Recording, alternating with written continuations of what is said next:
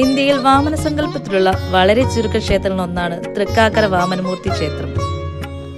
പ്രധാന പ്രതിഷ്ഠ ചതുർബാഹുവായ മഹാവിഷ്ണുവാണ്. എന്നിരുന്നാലും ഭഗവാന്റെ 5ാമത്തെ അവതാരമായ വാമനന്റെ പേരിലാണ് ഈ ക്ഷേത്രം അറിയപ്പെടുന്നത്.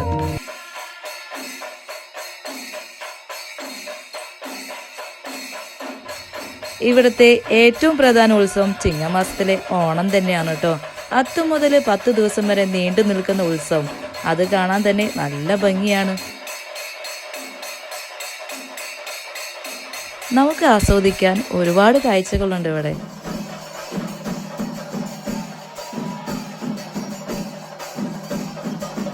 കളിപ്പാട്ടങ്ങൾ കൊണ്ടും മധുരപലഹാരങ്ങൾ കൊണ്ടും എല്ലാം നിറഞ്ഞിരിക്കുകയാണ് കേട്ടോ ഈ ഉത്സവപ്പുറം.